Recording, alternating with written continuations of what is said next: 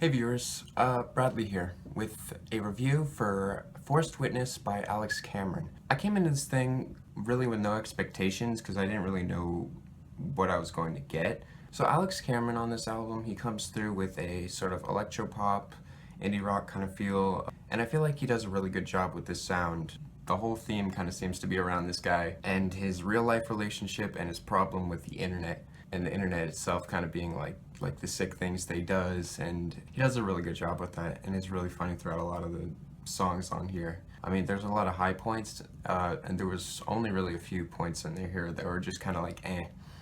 So getting into it, Candy May was a song that started off the album. The first thing I noticed with this song was the instrumentation. The drums on this thing are really good, and I feel like the production on this, as well as a lot of other tracks, was like very fun to listen to, and it just kind of was like gave you that movement, you know, just that groove, the funk. It's like it's all there. Like this was the song that made me realize, okay, I'm in for something interesting here. The next song, Country Figs, was okay. This was kind of like a step down, in my opinion. The lyrics felt a little less interesting, but the saxophone solo, don't forget about that. That was good. Saxophone solo, solid. There's really not a lot else to say about that one. It was just kind of eh. Running Out of Luck was probably my least favorite. The beat kind of lost me. It just felt a little bland. Then it goes to Stranger's Kiss, which is a duet. This entire album really has this internet feel that just really is fun. It's just fun. This whole album is really hard to hate. That song was okay though. I mean, it kind of felt like duets are eh. If they're done right, you know, they're usually amazing. This kind of felt like it was good, but could have been better. But then we get to True Lies, which honestly I think is just the highlight of the album.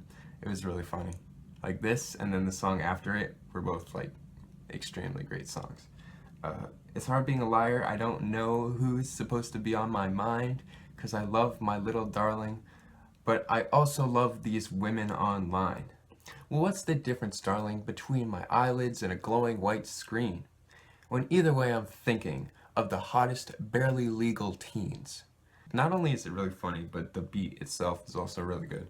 Into the next one, which was also one of my favorites, Stud Muffin 96.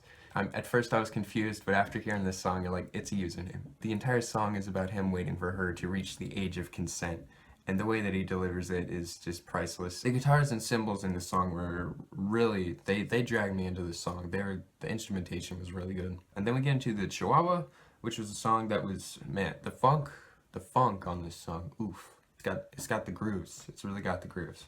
But the thing is that's the thing, is a lot of this album, the music is not sacrificed for humor, which is really important in my head because it kind of gives that Frank Zappa kind of feel. And this album just sort of reminded me of something like a Frank Zappa project, and I really enjoyed that. The Hacienda, the sound on this song is what really makes it stick out and what really makes it good, because the sound on this thing is beautiful. It's beautiful guitar, and I gotta say, out of all the songs, this one definitely has to be the best for sound specifically. Marlon Brando. I don't know who Marlon Brando is, but man, this is a funny song. Like, man, it's kind of one of those things like in the 80s movies where you have the big buff guy with the girl, right? And then the skinny guy comes up and takes the girl from him. It was that's kind of what I felt listening to this. That was another one that I really liked. And then yeah, so this album's only 10 songs, and the final one was Politics of Love. Another really good song. I enjoyed this one, and there's not really much to say. There ain't no politics in love. I don't know what the hell is going on, but this song was great. Now for the score of this album, uh, for enjoyment specifically, I have to give it a 8.4 out of 10, which is really high in my books, but that's the thing, is my expectations were low, and it really blew me away, and I ended up having a lot of fun with this album. For innovation, I gotta give it a 6.5. Like, yes, it was a lot of fun, but I feel like I've heard a lot of this stuff before.